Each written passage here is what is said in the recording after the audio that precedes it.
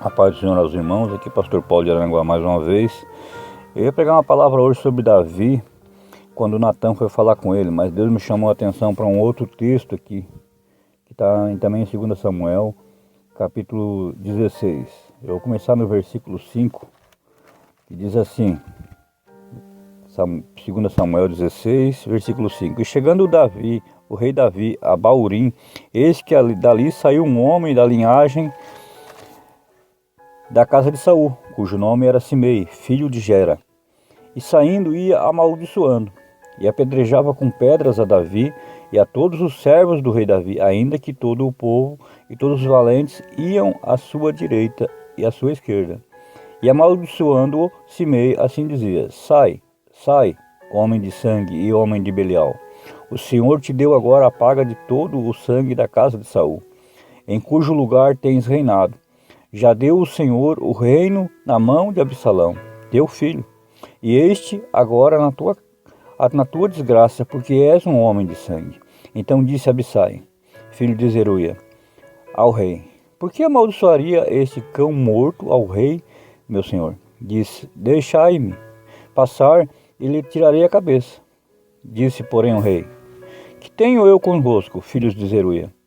Ora, deixai-o amaldiçoar, pois se o Senhor lhe disse, amaldiçoa Davi, quem, pois, diria, porque assim fizeste?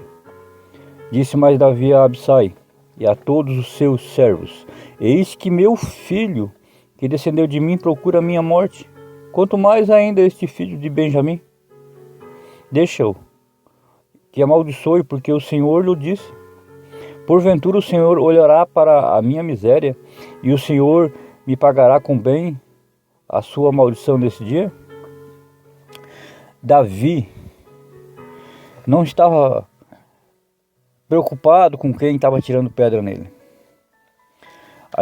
Uma coisa que eu quero dizer hoje: não importa quem está tirando pedras. Não importa o que as pessoas estão falando sobre você. Muitas pessoas têm inveja, às vezes, daquilo que Deus colocou na tua vida. E Satanás é o primeiro a levantar pessoas contra ti para te acusar do teu passado, daquilo que você fez. Davi, se você for ler os capítulos anteriores, Deus leva o profeta Natan até ele para mostrar para ele que ele estava em pecado, porque ele tinha cometido adultério com Batseba, cometido um crime premeditado contra o marido de Batseba. E ele estava cego pelo pecado naquela fase ali. Só que quando Deus levou o profeta Natan até ele, para que ele acordasse, para que ele caísse a ficha, como se diz nos nossos dias, e o profeta conta uma história parecida com a dele, e o profeta pede para ele qual a sentença que ele diz. Ele se irou e disse: Não, esse homem tem que morrer. E o profeta disse: Esse homem é tu. Só que quando isso aconteceu, quando o profeta disse: Esse homem é tu, ele caiu em si e viu que ele tinha pecado e se arrependeu. E Davi estava reconhecendo ali diante daquele homem que tinha mágoas no coração, porque a família dele, que era a linhagem de Saul, tinha sido tirada do trono, reinado, e Davi agora era quem estava na frente, e ele estava se aproveitando, né, para jogar as mágoas dele para fora, como que o que Davi estava passando através do filho, para envergonhar Davi, para tentar humilhar Davi. Era uma forma daquelas mágoas que estavam no coração dele, ter como dizer algo para Davi. Muitas vezes as pessoas te veem chegar em algum lugar que Deus está te dando, ou está te colocando, ou uma porta, ou dentro de uma empresa, uma promoção, e as pessoas começam a apontar o teu passado, por onde tu passou, o que tu fez, para tentar te desanimar. Tu era um drogado, tu era um pinguço. Como tu agora vai chegar aqui com essa pose, né, e dizendo que serve a Deus, dizendo que está em nome do Senhor? Nós vamos passar por isso, irmãos. Mas o Davi não estava ali se importando com aquele homem que estava ali atirando pedras nele. Ainda que quem estivesse com Davi estava até na inocência, né, naquela fidelidade a Davi, quisessem proteger Davi. Mas Davi não estava olhando para isso. Ele estava dizendo: Deus é justo. E se Deus mandou ele falar isso para mim, quem sou eu para contrariar Deus? É isso que Davi estava dizendo. E se Deus quiser dar a paga aos meus pecados, à minha miséria, com essa maldição, quem vai poder impedir Deus? É isso que está dizendo. Então, irmãos, nós muitas vezes a gente dá muito ouvido ao que as pessoas falam, mas não se importa com o que Deus acha. Ele diz: porventura o Senhor olhará para a minha miséria e o Senhor me pagará com bem a sua maldição desse dia. Ele está dizendo: se Deus olhar para mim e olhar em mim e ver em mim que eu sou mesmo esse miserável, que ele está dizendo, Deus vai dar bênção e não essa maldição que ele está falando. Se Deus achar em mim tudo isso que ele está dizendo, é isso que mesmo que vai acontecer, não tem como impedir. Então, não é porque Davi sabia quem ele era. Davi sabia como é que ele estava com Deus. Então, quando eu sei como é que eu estou com Deus, não importa o que os outros estão dizendo, não importa quem te atira pedras. Não precisa matar ninguém, não precisa ofender ninguém, porque alguém te xingou, porque alguém te ofendeu, porque levantaram um falso testemunho contra você. Se você está em Deus, se você é sincero diante de Deus, se você já apresentou diante de Deus as tuas misérias, e Deus já te perdoou, quem são essas pessoas para tirar pedra em você? Essas pessoas precisam de misericórdia também. Então não precisa pegar alguém e ir lá tirar a cabeça dele fora, derrubar ele, pisar nele, porque ele está atirando pedras em você. A gente tem que orar, irmãos. A gente tem que olhar para dentro de nós quem a gente é. Foi o que Davi fez.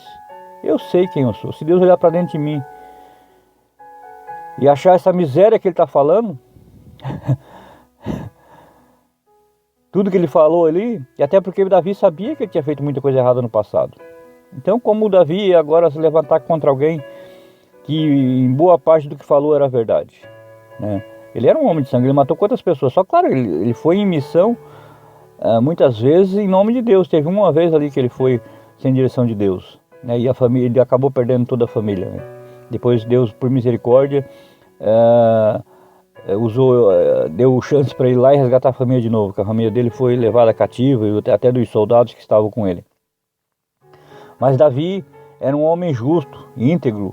Ele tinha dentro dele um senso de justiça, do que era certo e do que era errado, né? Então ele não saía matando a torta e a direita apenas porque ele queria ou porque alguém se levantasse contra ele. Bom, eu vou ler um texto aqui também para complementar, de Isaías 38. E às vezes a pessoa está nessa situação, como Davi teve lá quando Deus levou o profeta Natan para mostrar os pecados que ele estava e como é que ele estava diante de Deus. E a pessoa até um dia já serviu Deus, né? Como Davi também andou muito na presença de Deus até cometer aquelas falhas, depois se arrependeu, voltou à presença de Deus. Porque o que vale é a sinceridade diante de Deus, não é o que as pessoas acham, né? Em Isaías 38, Deus leva Isaías até o rei Ezequias, que estava doente. Naqueles dias, versículo 1 diz assim, alguns vão dizer verso, né? 38:1. Isaías 38:1. Aliás, é versículo mesmo, eu estou confundindo com Salmos. Naqueles dias, Ezequias adoeceu de uma enfermidade mortal e veio a ele Isaías, filho de Amós, o profeta. Ele disse: assim diz o Senhor, põe em ordem a tua casa, porque morrerás e não viverás. Então virou Ezequias o rosto para a rede e orou ao Senhor. E disse: Senhor, lembra-te, peço-te, de que andei diante de ti em verdade e com coração perfeito, e fiz o que era reto aos teus olhos. E chorou Ezequias muitíssimo. Então veio a palavra do Senhor a Isaías dizendo: vai e diz a Ezequias, assim diz o Senhor, o Deus de Davi, teu pai. Ouvi a tua oração e vi as tuas lágrimas, eis que acrescentarei a teus dias 15 anos. Livrar-te-ei das mãos do rei da Síria e a ti a essa cidade, e eu defenderei essa cidade. Irmãos, se alguém te atirou pedra, ainda que seja alguém enviado por Deus, como Isaías foi, como o profeta Natan foi. Se você, ainda que você esteja em pecado, ainda que você esteja errado contra Deus, contra os teus irmãos, se você não blasfemou contra o Espírito Santo, se você for sincero diante de Deus, reconhecer que você está errado, Senhor, eu pequei, me perdoa, Senhor, porque um dia eu andei na tua presença, eu fiz o que era a tua vontade, Senhor, e agora estou nessa situação. O profeta está dizendo que eu vou morrer e foi o Senhor que falou. Mas, Senhor, não esquece de que eu andei reto na tua presença, que eu fiz o que era a tua vontade e me descuidei, não vigiei e agora estou aqui. Perdoa, Senhor, perdoa os meus erros, me dá uma nova chance, Senhor, para que eu possa me levantar, para que eu possa fazer o que é certo de novo, para que eu possa fazer o que é agradável à tua vista, Senhor. Se você está nessa situação, irmão, Deus é justo e misericordioso para perdoar, se você for sincero com Ele. Deus pode começar de novo a tua vida. Você pode recomeçar de novo com Deus. Se Deus te chamou, se Deus tem um propósito na tua vida, ainda que você tenha caído, a Bíblia diz que o cair é do homem e o levantar é de Deus. Basta você reconhecer diante de Deus, Senhor, eu errei. Me perdoa, Senhor. Me dá mais uma chance. Faz como o filho pródigo. Volta para a casa do pai. Se entrega nos braços dele. Reconhece que você errou. E Deus está pronto para te perdoar, irmão. Não importa quem está te atirando pedras até aqui. Não importa quem está te acusando. Se você errou mesmo, só reconhece diante de Deus. Assim como Davi reconheceu quando o profeta Natan foi até ele. Assim como Ezequias reconheceu quando Isaías foi até ele. E Deus está pronto para te perdoar. Deus está pronto para te dar um novo recomeço, para te exaltar, para glorificar o nome dele na tua vida. Ele é misericordioso, ele é um pai amoroso. Ele não é um sanguinário. Ele não é um tirano que não perdoa, que não tem misericórdia. O nosso Deus, ele é justiça, mas ele também é misericordioso com aqueles que clamam e pedem misericórdia, aqueles que se arrependem dos seus pecados. Ele está pronto para te perdoar, irmão e irmã. Que Deus te abençoe em nome de Jesus. Amém.